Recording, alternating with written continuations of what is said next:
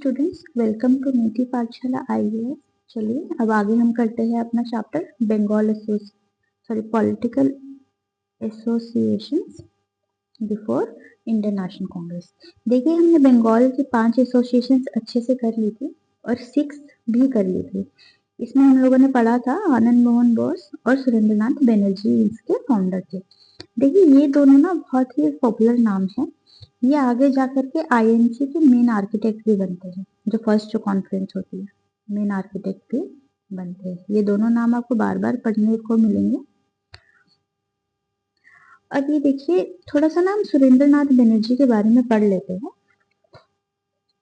देखिए, ये ना एक आईसीएस का एग्जाम हुआ करता था उस समय पे, इंडियन सिविल सर्विस का, जैसे अभी यूपीएससी का एग्जाम होता है।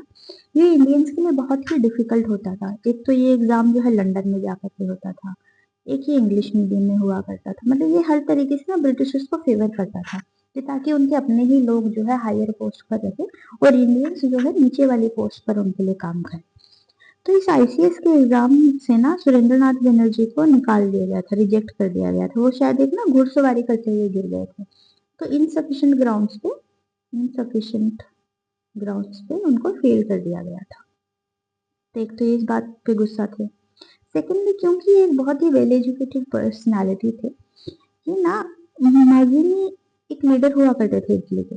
जैसे कि हमारे यहाँ पे गांधी जी का नाम है, इसे इतना ही बड़ा मजनी नाम हुआ करता था। इन्होंने इटली को यूनिफाई किया था। इटली पहले छोटे छोटे बहुत सारे स्टेट्स में था, जैसे कि हमारा इंडिया, ये बहुत सारे राजा रजवाड़ों में था।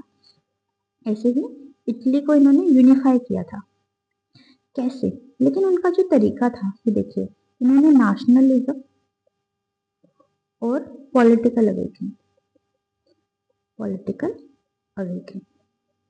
इन्होंने इन्होंने ना मासेस यानी कि जो कॉमन पीपल होते हैं उनमें ये राष्ट्रवाद की भावना लेकर के आए, पॉलिटिकल अवेकनिंग लेकर के आए।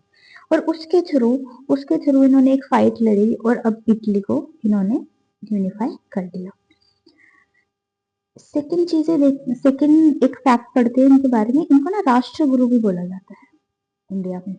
हमारे राष्ट्रगुरु कौन है? तो वो सत्येंद्रनाथ बनर्जी है। अब थर्ड देखिए, जो ये इनको आईसीएस से जो रिजेक्ट किया गया था ना, आईसीएस, इन्होंने ना इसी के लिए आगे जाकर के एक एगिटेशन लॉन्च किया था, आईसीएस एगिटेशन। इसमें क्या था, एक ना इनकी उम्र जैसे 21 साल से हटा करके 19 साल कर दी थी, जो बच्चा एग्जाम दे सकता है, जो स्टूडेंट एग्जाम दे सकता है। देखिए, हमारे यहाँ तो अभी 32 का रखा है, यूपीएस में, एचसीएस में 42 का रखा है। पता चले कल को 52 55 भी कर देंगे कि चलो एग्जाम पोस्ट ज्वाइन किया और 60 में रिटायर होकर के छोड़ दी, है ना। और उन्होंने क्या किया, 19 साल में कर दिया। कि देखिए, एक तो आपको बहुत ही अच्छे फैमिली से होना पड़ेगा, अमीर फैमिली से होना पड़ेगा, उसके बाद आपका बहुत ब्रेन अच्छा होना चाहिए, प्लस आपको मीडियम में भी आपको ब्रिटिशर्स के साथ compete करना है, प्लस आपको एग्जाम भी वहीं जा करके देना है, प्लस आपका जो स्टाइल है, जो चीजें पूछ रहे हो उसमें भी आप ब्रिटिशर्स को फेवर कर रहे हो। तो इसके लिए ना, इसके अगेंस्ट इन्होंने एक फाइट लड़ी थी। तो ये एज तो रिवर्स करा दी थी, लेकिन इनको टाइम लगा था। देखिए, इनको इसको करने वाले ना एक उस टाइम पे वॉइसरॉय हुआ करते थे, उनका नाम था, सॉरी, ये गवर्नर जनरल थे, इनका नाम था लॉर्ड लिटन। अब लिटन ने क्या किया था ना, देखिए दो नाम आप बहुत पढ़ोगे, लॉर्ड रिपन, और रिपन के जस्ट बाद आए थे लॉर्ड लिटन। रिपन जो थे, उन्होंने बहुत ही अच्छी अच्छी पॉलिसीज की थी। ये बहुत ही ना हमारे इंडिया में बहुत ही जो फेवरेट जो रहे हैं वो यही रहे थे। लेकिन इनकी जितनी भी इन्होंने पॉलिसीज की थी, उन सबको रिवर्स करने का काम लॉर्ड लिटन ने किया। तो चलिए, जब भी पढ़ोगे तो आपको कुछ भी अगर अच्छी पॉलिसी के बारे में, एजुकेशन को लेकर के स्पेशली कोई भी नाम आता है और किसी भी वॉइसरॉय का नाम आता है, गवर्नर जनरल का नाम आता है, तो आप लॉर्ड रिपन बेझिझक होकर के इसे आप टिक कर दीजिएगा, आपका आंसर ठीक होगा। चलिए, अब हम नेक्स्ट पढ़ते हैं बॉम्बे में। बॉम्बे में देखिए, 2 बनी थी। एक तो जब आपने बंगाल में पढ़ा होगा इंडियन एसोसिएशन, उसी की एक ब्रांच बनी थी बॉम्बे एसोसिएशन। बॉम्बे एसोसिएशन 1852 में, ये भी ज्यादा टाइम तक नहीं चल पाई थी। सेकंड थी बॉम्बे प्रेसिडेंसी प्लीज नोट करते चलिएगा साथ साथ, हाथों से लिखोगे तो याद रहने में इजी रहेगा। बॉम्बे प्रेसिडेंसी एसोसिएशन ये बनी थी 1885 में, जस्ट आईएनसी से पहले। इनके फाउंडर्स कौन थे, देखिए नाम देखिएगा, फिरोज शाह मेहता। ये बाद में ना आपको जब इंडियन नेशनल कांग्रेस बनी थी उनमें भी आपको सेम नाम दिखाई देंगे। ये एक लॉयर थे, जाने माने लॉयर हुआ करते थे ये भी लंदन से पढ़ करके आए थे। नेक्स्ट थे बदरुद्दीन तैयब जी। तैयब जी ये भी लॉयर थे और ये ना आईएनसी के थर्ड प्रेसिडेंट भी रहते हैं, प्लस ये फर्स्ट मुस्लिम प्रेसिडेंट बनते हैं आईएनसी के। ओके, और थर्ड नाम है केटी तेलांग। ये जो है ये बॉम्बे हाई कोर्ट के जज थे। जी हाँ, ये जज थे। इन तीनों ने मिलकर के बॉम्बे प्रेसिडेंसी एसोसिएशन को ओपन किया था और इन्होंने यही था कि हम पिटीशन डालेंगे, ब्रिटेन को बताएंगे कि देखिए चीजें ठीक नहीं हो रही है। इनका नाम थोड़ा सा मैं और बता देती हूँ आपको। इनका नाम था काशीनाथ त्रिम्बाग। काशीनाथ त्रिम्बाग तेलांग।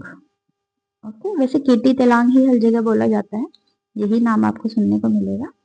और ये बॉम्बे हाई कोर्ट के जज थे और इन्होंने फिरोज शाह मेहता और बदरुद्दीन तैयब जी के साथ मिलकर के बॉम्बे प्रेसिडेंसी एसोसिएशन फाउंड की थी।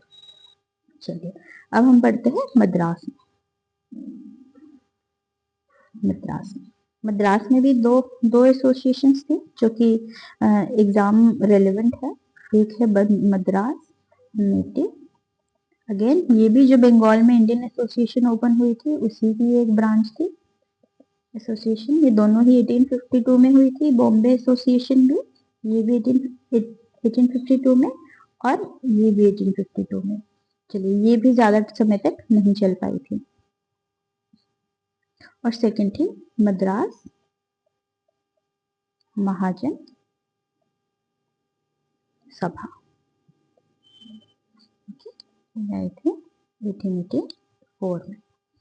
अब इनके फाउंडर कौन थे, देखिए एम, देखिए साउथ इंडियन नाम है तो थोड़ा सा होगा ही, विरारा घावा चार्यर।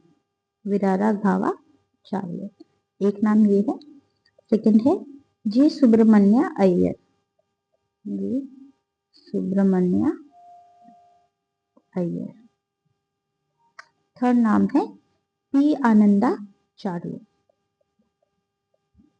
पी आनंदा चार्य, जी हाँ ये चार लोग ये ना एक तीनों ही जो है ना यंग थे, जैसे कि अंडर 25, राइट। कुछ बहुत ही, देखिए जितने भी पहले आप देखोगे वो सब बड़े लॉयर थे या जमींदार थे, उन सब लोगों ने मिलकर के बनाया था। लेकिन ये वाली जो मद्रास महाजन सभा जो थी कुछ यंग नेशनलिस्ट ने मिलकर बनाई थी। चलिए इसके बाद देखते हैं, इंडिया में तो बन ही रही थी एसोसिएशन। एक एसोसिएशन इंग्लैंड में भी बनी थी, जब यही लोग जो कि यहाँ देखा होगा आपने, जैसे फिरोज शाह मेहता, बदरुद्दीन तैयब जी, ये सब जब लंदन में पढ़ा करते थे तो इन लोगों ने मिलके उसी समय पर भी एक एसोसिएशन बनाई थी जिसका नाम था ईस्ट इंडिया एसोसिएशन। ये 1866 में बनाई थी। देखिए यहाँ देखोगे अगर आप तो 1885 में बनाई हुई यहाँ पे, उससे तकरीबन 19 साल पहले ये ईस्ट इंडिया एसोसिएशन लंदन में बना चुके थे। और उस समय पे स्टूडेंट्स हुआ करते थे। नाम फिर से कर लेते हैं, फिरोज शाह मेहता, जरूर लिखिएगा, बदरुद्दीन तैयब जी,